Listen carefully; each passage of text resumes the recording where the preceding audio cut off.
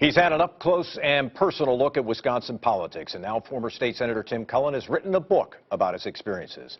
Cullen served in the State Senate in the 1970s and 80s, and then again from 2010 to 2014. He also served as a secretary in former Governor Tommy Thompson's administration.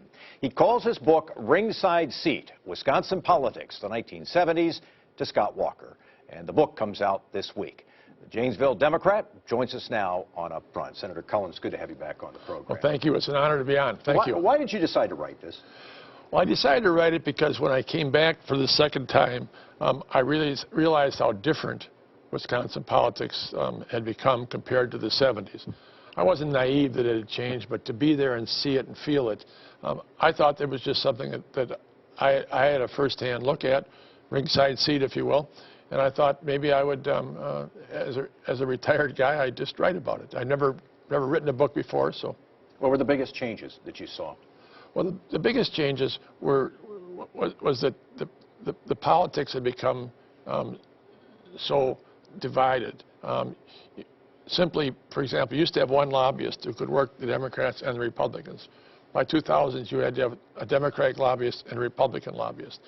WEAC, the teachers union, used to endorse Republican state senators who were supportive of them. WMC used to stay out of Democratic races in the 70s. By the 2000s, they were both all in, WEAC with the Democrats, WMC with the Republicans.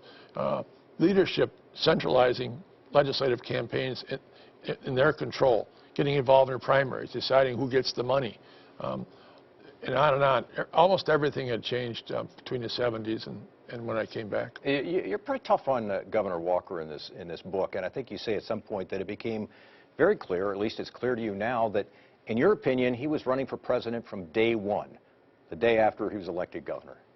Well, that's the way it looks as I've seen it unfold. It wasn't clear to me that first month, but certainly was even more clear then by the way he handled Act 10 and the national attention he got and how he became a darling of the right for his attempt to destroy the public unions. It was clear to me that that was his agenda. I want to spend just a moment on the whole Act 10 episode in this book, because you write at length about it. You were one of the Democrats who went to Illinois, even though you wondered how you were going to come back. But at some point in this process, as this stalemate went on for a while, you had some talks with representatives of the governor, and some of those talks centered on whether or not some collective bargaining could have been preserved. Did you think you were close to having some of the collective bargaining rights, as people call them, staying in existence if you've been able to close that deal? Yes, I do, especially on that Sunday, March 6th, which was shortly before they passed the bill. It all blew up later that week. But and all the negotiations were in exchange for us coming back, not to come back and support the bill, but just to come back. My goal was to save the ability to have collective bargaining. We weren't going to. They were still going to have to pay, public employees pay more for their pension and their health insurance. That wasn't going to change. But the ability to negotiate workplace safety and their wages were, I think, two things that would have kept collective bargaining alive, and more importantly for the whole state, could very possibly have tamped down this political war which was churning and going.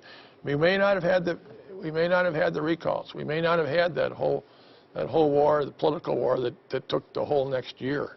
You've said that you think over time people look back at Governor Walker's time as governor, and it will be an aberration compared to his predecessors. In what sense?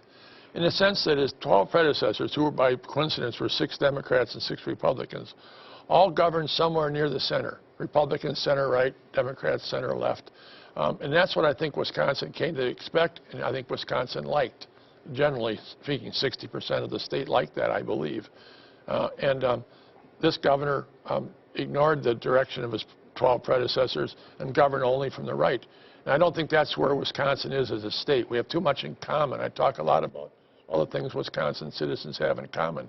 And this angry divide, which still exists today, I feel it and see it still myself, I think is a passing time. And post-Walker, I think there's a real chance we can get back to more the way his 12 predecessors governed. You said you wrote this book because you felt like you wanted to write it, but the money, you're not making money from this book. Where's the money going? The money's going to a foundation that I started in Janesville that provides scholarships for students of color in Janesville who want to be teachers. And it helps pay their way through college in exchange for them coming back to Janesville to teach. Janesville, like many communities, was once largely all white. Now it's racially diverse, but the teachers are still almost all white, and 26% of the kids are kids of color. So trying to make them look a little bit more like each other, I think, is a good thing. Former State Senator Tim Cullen, the Democrat from Janesville, the author of Ringside Seat. Book comes out this week. Good to have you back on the program. Thank you very much, Mike. You bet. Coming up next, a strong housing market in Wisconsin, how a hike in interest rates might affect it. And remember, for political news and information throughout the week, you can follow me, Mike Gousha, on Twitter.